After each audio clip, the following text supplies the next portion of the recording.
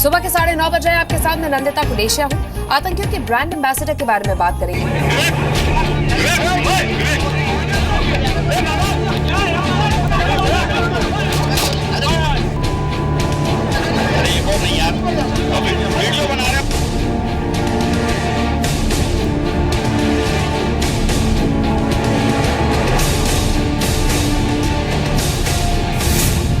आतंकवादियों के brand ambassador क्यों बने नेता?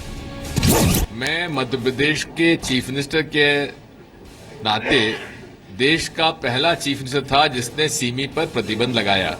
ये जरूरी है कि एक इम्पार्शियल इंक्वायरी हो। कानून के दायरे में जो भी जांच हो, जो भी कार्रवाई होना चाहिए। तो पकड़ सकते थे उनको, अरेस्ट कब कर सकते थे उनको, क्यों अरेस्ट नहीं किया? जब आतंकवाद का धर्म नहीं होता तो फिर आतंकियों का धर्म कैसे?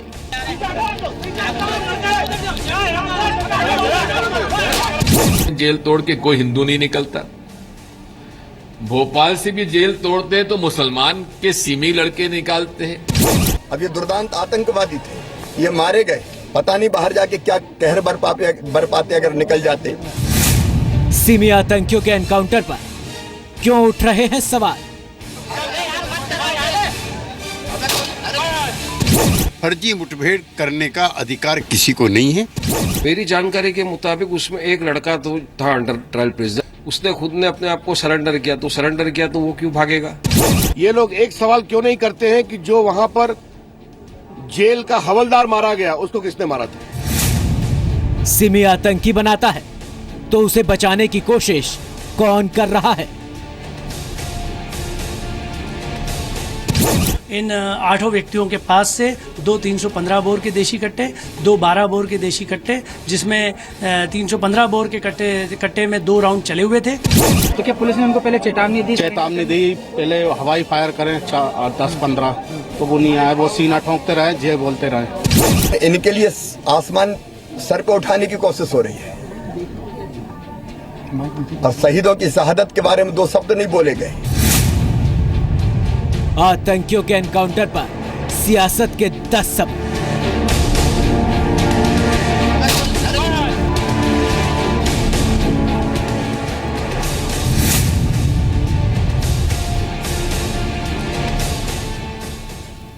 हम आतंकी बचाते हैं, ऐसा इसलिए हम कह रहे हैं क्योंकि भोपाल में सिमी आतंकियों के एनकाउंटर पर राजनीति करने के लिए उतावले नेताओं ने जांच रिपोर्ट का भी इंतजार नहीं किया और न ही राजनीति पर कंट्रोल किया। वैसे आतंकियों की फरार होने और एनकाउंटर की त्रिकोणीय जांच अब होगी। एनआईए, पूर्व डीजीपी नंदन दुबे और एमपी सरकार की एसआईटी, ये तीनों अलग अलग जांच टीम हर एक पहलू की जांच करके रिपोर्ट देंगे।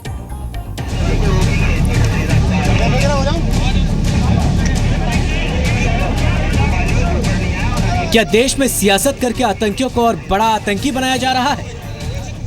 देश को खोखला बनाने की कोशिश करने वालों और देश विरोधी काम करने के आरोपियों के पक्ष में दलील क्यों दी जा रही है?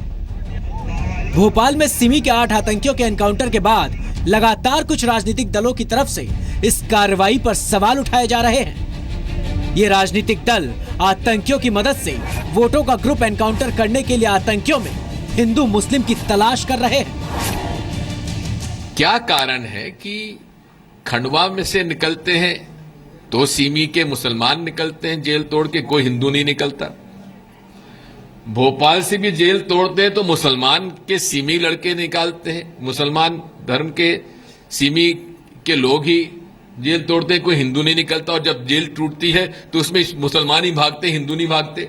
अगर दिग्विजय सिंह ने कुछ कहा है तो मुझे कांग्रेस पार्टी और सोनिया गांधी से पूछना है कि जो दिग्विजय सिंह बोल रहे हैं क्या वो कांग्रेस पार्टी की लाइन है? जब भी देश या दुनिया में कोई आतंकवादी घटना होती है तो हर नेता, धर्मगुरु और राजनीतिक दल यही कहते हैं कि आतंकवाद का कोई धर्म नहीं होता। ऐसे में कांग्रेस नेता दिग्विजय सिंह आतंकियों में हिंदू मुस्लिम क्यों तलाश रहे हैं? अपने 2 बयानों में दिग्विजय ने सबसे पहले सिमी पर बैन लगाने की बात कबूली। मैं मध्य प्रदेश के चीफ मिनिस्टर के नाते देश का पहला चीफ मिनिस्टर था जिसने सिमी पर प्रतिबंध लगाया और तब राजनाथ सिंह उत्तर प्रदेश के मुख्यमंत्री थे, उन्होंने नहीं लगाया था, मैंने लगाया था। सिमी पर बैन लगाने के पीछे क्या कारण है, पहले ये भी जान लीजिए। सिमी एक आतंकवादी संगठन है और गृह मंत्रालय के मुताबिक अनलॉफुल एक्टिविटीज एक्ट में लिप्त है, इसलिए देश में उस पर प्रतिबंध लगाया गया है। सिमी के बारे में पूरी जानकारी होने के बाद भी राजनीतिक दल एनकाउंटर के तुरंत बाद बिना किसी जांच और रिपोर्ट का इंतजार किए अपना फैसला सुना रहे। तो ये जरूरी है कि एक इम्पार्शियल इंक्वायरी हो। मैं मध्य प्रदेश सरकार से इस बात का मुतालबा करता हूं कि वो खुद सुप्रीम कोर्ट मॉनिटर्ड इंक्वायरी के लिए राजी हो जाए। अभियुक्त को एक बार सरेंडर करने का मौका दिया जाए, जो इसमें नहीं दिया गया। लेकिन फर्जी मुठभेड़ करने का अधिकार किसी को नहीं है, इसलिए इस पर सवाल उठे हैं तो सुप्रीम कोर्ट के जज से जांच कराई जानी चाहिए। कानून के दायरे में जो भी जांच हो, जो भी कार्रवाई हो ना, होना चाहिए। देश में घटने वाली हर आतंकी घटना के पीछे हर बार कॉन्स्पिरेसी थ्योरी का नया फॉर्मूला लेकर सामने आने वाले कांग्रेस के महासचिव दिग्विजय सिंह मुंबई के आतंकी हमले से लेकर दिल्ली के बटला हाउस और जाकिर नाइक से लेकर भोपाल जेल ब्रेक तक हर मुद्दे पर अपना बयान देते आए हैं। उनका ताजा बयान ये है कि जेलों से हमेशा मुस्लिम कैदी ही क्यों भागते हैं। जेल तोड़ के कोई हिंदू नहीं निकलता। भोपाल से भी जेल तोड़ते हैं तो मुसलमान के सिमी लड़के निकालते हैं। मुसलमान धर्म के सिमी के लोग ही जेल तोड़ते हैं, कोई हिंदू नहीं निकलता। और जब जेल टूटती है तो उसमें मुसलमान ही भागते, हिंदू नहीं भागते। ये लोग एक सवाल क्यों नहीं करते हैं कि जो वहां पर जेल का हवलदार मारा गया, उसको किसने मारा था? उसकी निशंस हत्या हुई है। ये सिमी के कई लोग खंडवा की जेल से भी भागे थे।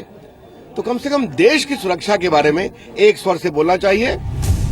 इस मामले में हिंदू मुस्लिम एंगल निकालने वाले दिग्विजय सिंह को सबसे पहले इन 8 सिमी आतंकियों पर लगे आरोपों पर एक नजर डालने की जरूरत है। इन 8 आतंकियों पर सबसे बड़ा आरोप 4 शहरों में हुए बम धमाके का है।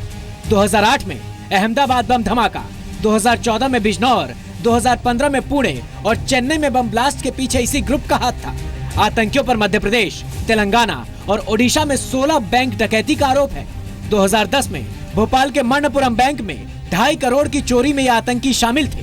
तेलंगाना के करीमनगर में स्टेट बैंक ऑफ इंडिया की ब्रांच से 46 लाख रुपए की चोरी के मामले में इस ग्रुप के 4 आतंकी शामिल थे।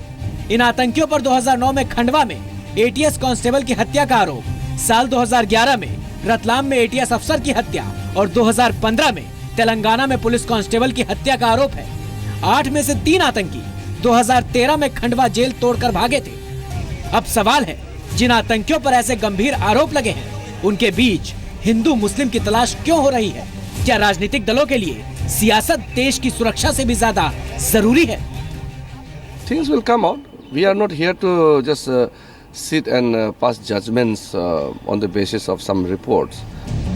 राजनीतिक दलों ने इससे पहले सर्जिकल स्ट्राइक के बाद सबूत मांगे थे। अब आतंकियों के एनकाउंटर पर सवाल उठा रहे हैं। क्या सर्टिफिकेट मांगने का आवेदन देकर सच को दबाने की कोशिश हो रही है? दिल्ली से रवि त्रिपाठी के साथ प्रवीण दुबे, जी मीडिया, भोपाल।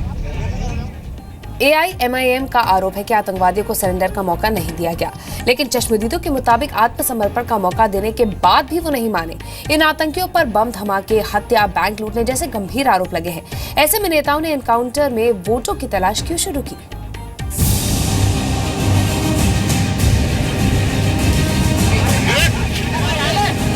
ये आन के पठार पे चढ़ गए, हम वहाँ से पठार पे चढ़ गए। हमने फिर रोकने की कोशिश करी तो कहना गोली मार देंगे, करीब आए तो फिर आन के यहाँ पर बैठ गए, यहाँ एनकाउंटर हुआ। जिन आतंकियों की पैरवी में नेताओं ने दिन रात एक कर दिया, जिस एनकाउंटर पर कांग्रेस और AIMIM के नेता लगातार सवाल उठा रहे हैं, सुनिए उस घटना पर चश्मदीद क्या कह रहे हैं। सर, इनको हमारे सामने ही मारा, गोलीबारी हो रही थी हमारे सामने, हम पठार ऊपर चढ़ रहे थे, हम लोगों को आगे नहीं आने दिया, बाकी हमारे ही सामने मारा। एनकाउंटर पर पुलिस की रिपोर्ट आने से पहले ही नेताओं ने आरोप लगाया कि सिमी के आतंकियों के पास सिर्फ चाकू था और निहत्थे आतंकियों को पुलिस ने गिरफ्तार करने के बजाय गोली मार दी। एनकाउंटर पर सवाल उठाने वालों को चश्मदीदों और पुलिस का ये बयान सुनना चाहिए, जिससे साबित होता है कि मौका दिए जाने के बाद भी आतंकियों ने सरेंडर नहीं किया।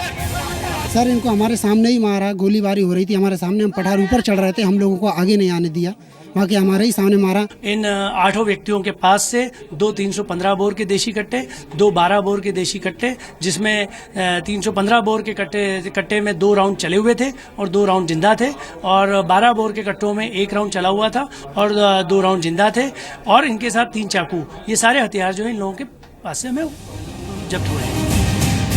एनकाउंटर पर राजनीति के बाद अब भोपाल एनकाउंटर मामले में 3 तरह की जांच हो रही है।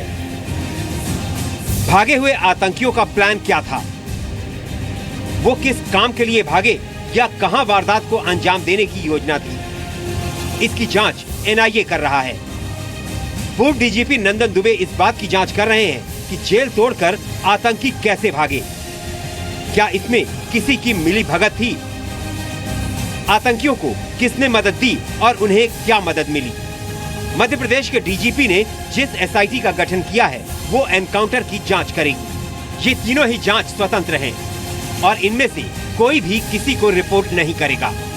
जेल से भागने में कोई बाहर के लोग शामिल थे, कोई अन्य आतंकवादी संगठन शामिल थे, कहां से इनके कनेक्शन थे, कैसे ये सारा इन्होंने भागने की प्लानिंग की, ये सारी जांच एनआईए करेगी। एक घटना की त्रिकोणीय जांच के बाद भी नेताओं के सवाल पर लगाम लगने की उम्मीद कम है। भोपाल सेंट्रल जेल से भागे 8 आतंकवादियों के एनकाउंटर पर सवाल उठाने वालों में कांग्रेस के महासचिव दिग्विजय सिंह लाइन में सबसे आगे खड़े हैं। आपकी जानकारी के लिए बता दें कि ये वही कांग्रेस है जिसने 2007 में अपनी प्रयोगशाला में आतंक का मजहब बदल दिया था। आतंकवाद को एक रंग और एक नया नाम दिया था, भगवा आतंकवाद। भारतीय जनता पार्टी हो या आरएसएस के हो, उनकी जो ट्रेनिंग कैंप है वो हिंदू टेररिज्म बढ़ाने का काम देख रहे हैं। सवाल ये उठता है कि पूरी जानकारी होने के बावजूद दिग्विजय सिंह और सुशील कुमार शिंदे जैसे बड़े कांग्रेसी नेताओं ने आतंक में भगवा रंग भरने की कोशिश क्यों की, और आतंकवाद पर राजनीति करने वाले ये नेता आज क्यों आतंकवादियों के एनकाउंटर पर सवाल उठा रहे हैं। भोपाल से प्रवीण दुबे के साथ ब्यूरो रिपोर्ट, जी मीडिया।